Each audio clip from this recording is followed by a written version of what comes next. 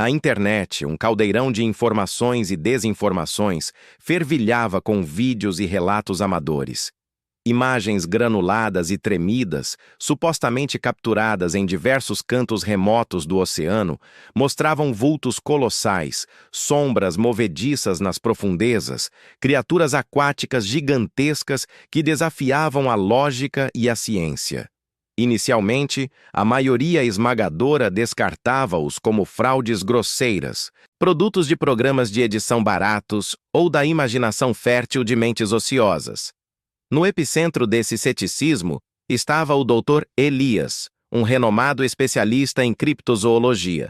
Sua reputação, outrora sólida como rocha, havia sido abalada por um incidente passado, um erro de julgamento que o perseguiu por anos. Agora, Elias via nesses vídeos uma oportunidade, não de provar a existência de tais seres, mas sim de desmascará-los, consolidando sua posição e recuperando o respeito acadêmico perdido. Ele estava determinado a provar que tudo não passava de histeria coletiva, uma falha na percepção humana. Em uma praia remota, onde as ondas quebravam em um ritmo monótono e a areia guardava segredos milenares, um pescador solitário, João, encontrou algo que desafiava sua compreensão. Não era um peixe, nem uma baleia encalhada. Era um rastro colossal, com sulcos profundos na areia úmida que se estendiam por dezenas de metros até desaparecerem nas águas turvas. As marcas eram irregulares, quase como se garras gigantescas tivessem arrastado algo de peso inimaginável. Com as mãos trêmulas, João sacou seu velho celular e começou a gravar, sua voz embargada pela incredulidade.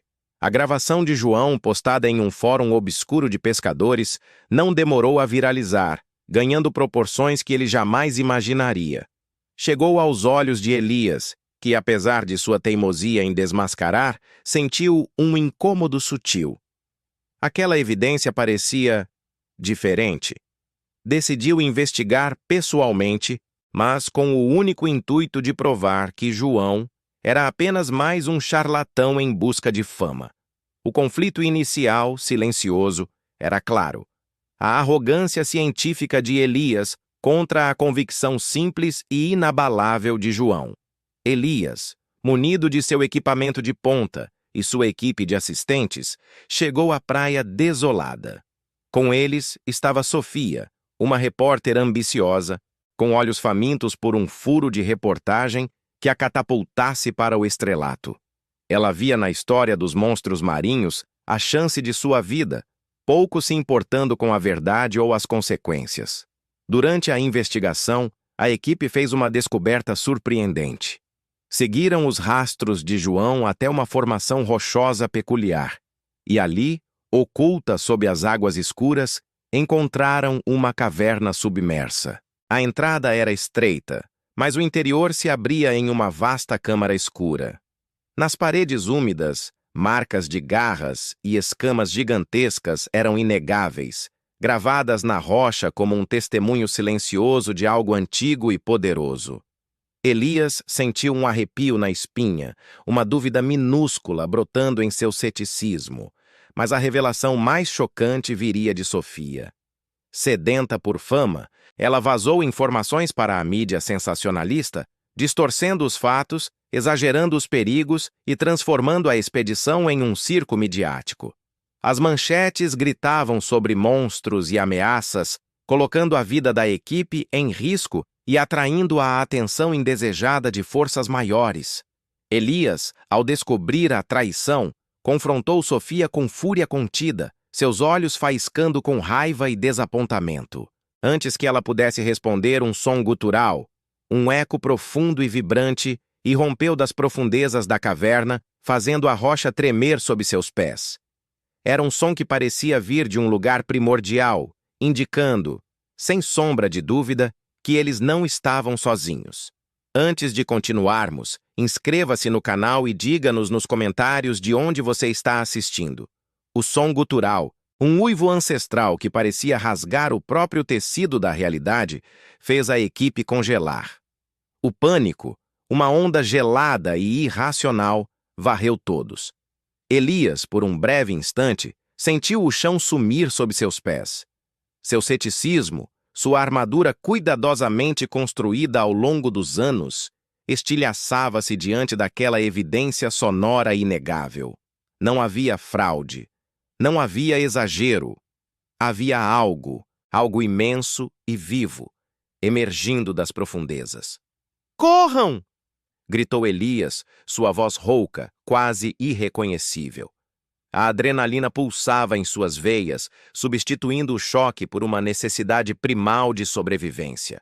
A equipe se virou, tropeçando sobre o terreno irregular, enquanto o som gutural se transformava em um rugido, um estrondo que parecia vibrar diretamente em seus ossos. A água da caverna começou a borbulhar violentamente, e uma forma disforme, gigantesca, começou a se materializar das sombras aquáticas. Era um ser colossal, mais vasto e imponente do que qualquer lenda ou pesadelo poderia descrever. Sua pele, de um tom azul escuro profundo, cintilava com uma bioluminescência etérea, desenhando contornos de um corpo serpentino e barbatanas gigantescas que se agitavam, impulsionando-o para fora de seu esconderijo. Os olhos, dois orbes brilhantes que pareciam conter a escuridão do abismo, fixaram-se neles. Elias liderava a fuga desesperada, o peso da culpa pesando sobre ele. Ele havia trazido sua equipe para isso, sua teimosia quase custando-lhes a vida. Mas em meio ao caos, percebeu a ausência de Sofia. Virou-se, procurando-a no turbilhão de areia e pânico, mas ela havia desaparecido, talvez tropeçado, talvez encurralada. A criatura, o Leviatã, como Elias mentalmente a batizou naquele instante de terror e admiração, emergia ainda mais, suas escamas bioluminescentes iluminando a escuridão da caverna com um brilho fantasmagórico. Não havia tempo para procurá-la. A sobrevivência da equipe era primordial. Correram em direção à praia, o rugido da criatura em seus calcanhares, a cada passo sentindo a terra tremer. A visão daquele ser, tão real e descomunal, desintegrou completamente o último resquício de seu ceticismo. Ele havia passado a vida desmascarando mitos, e agora, o maior mito de todos estava ali, vivo, e ele era uma testemunha. A perseguição foi implacável. O Leviatã, com uma velocidade surpreendente para seu tamanho, o seguiu até uma enseada isolada, onde as ondas quebravam em uma cadência mais suave. A equipe, exausta e aterrorizada, tentou se esconder entre as rochas e a vegetação rasteira. Foi então que a verdade se revelou em camadas ainda mais profundas. A criatura não estava sozinha.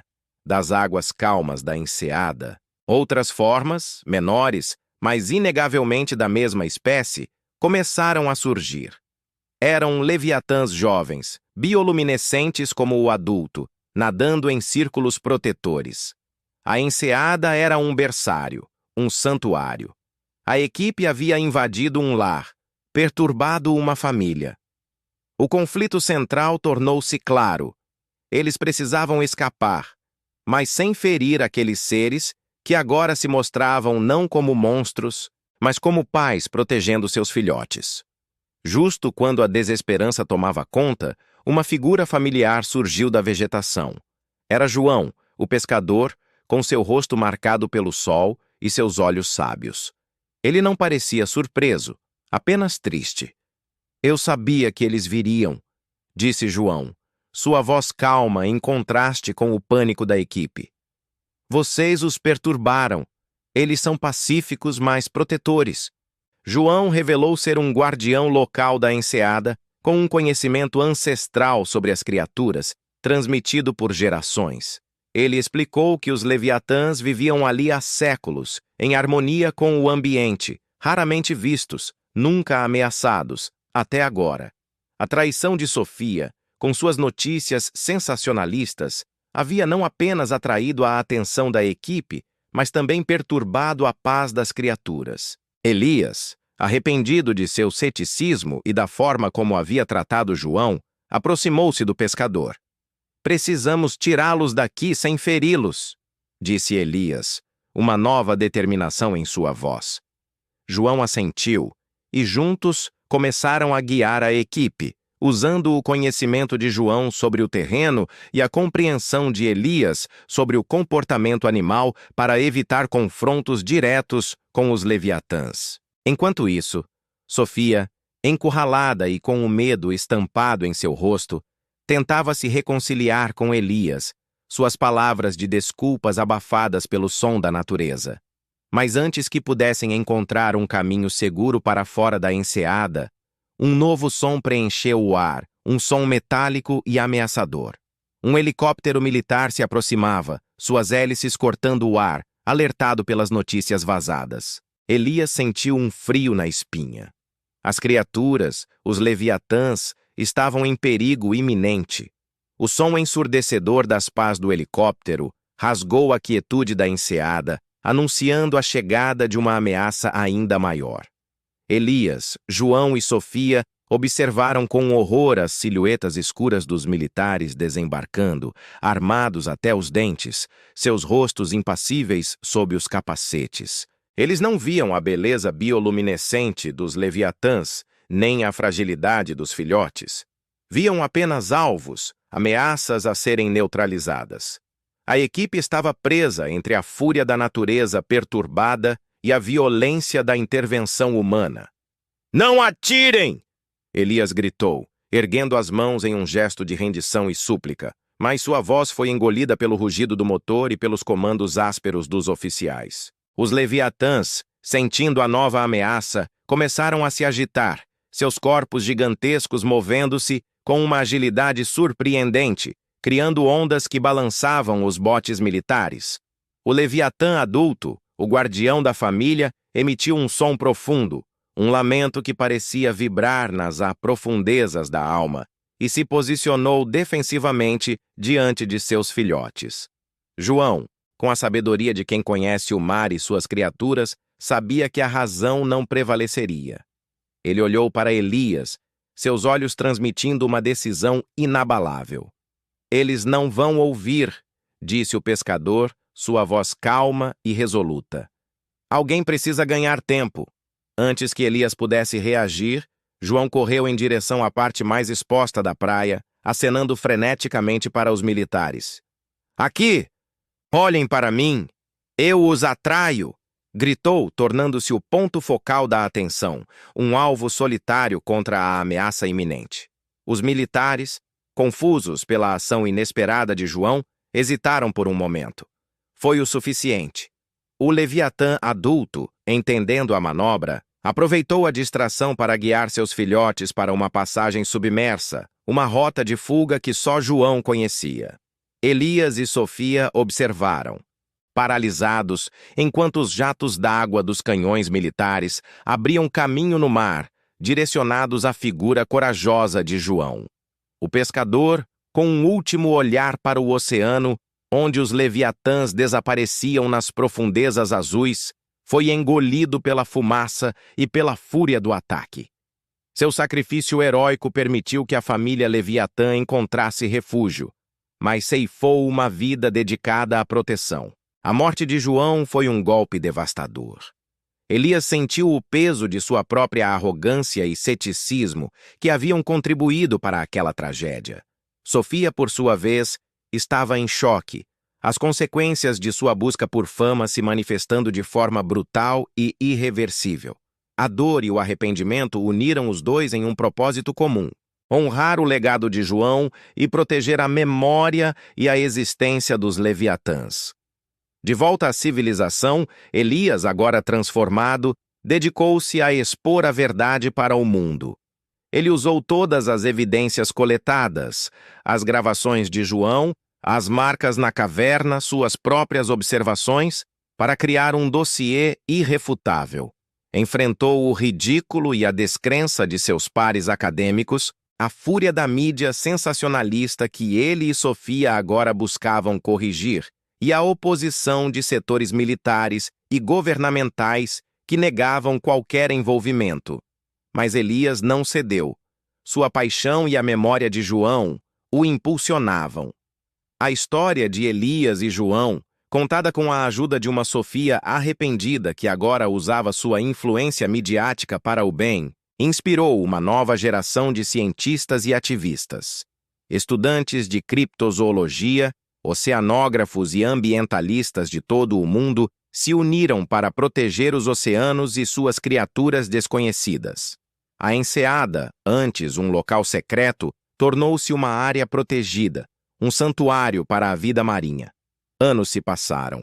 Em uma manhã tranquila, Elias e Sofia, agora parceiros na causa, estavam na praia da enseada. Um brilho sutil, azulado e etéreo emergiu das profundezas, uma promessa silenciosa de que os leviatãs ainda habitavam aqueles mistérios aquáticos, seus segredos esperando o tempo certo para serem novamente revelados.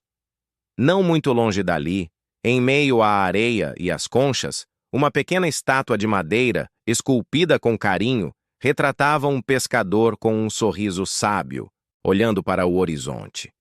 Era um memorial silencioso a João, o guardião que, com seu sacrifício, havia garantido um futuro para os gigantes do oceano e inspirado a humanidade a buscar a verdade e a proteger o que é desconhecido. A maré subia suavemente, cobrindo os pés da estátua, como se o próprio oceano estivesse prestando sua homenagem.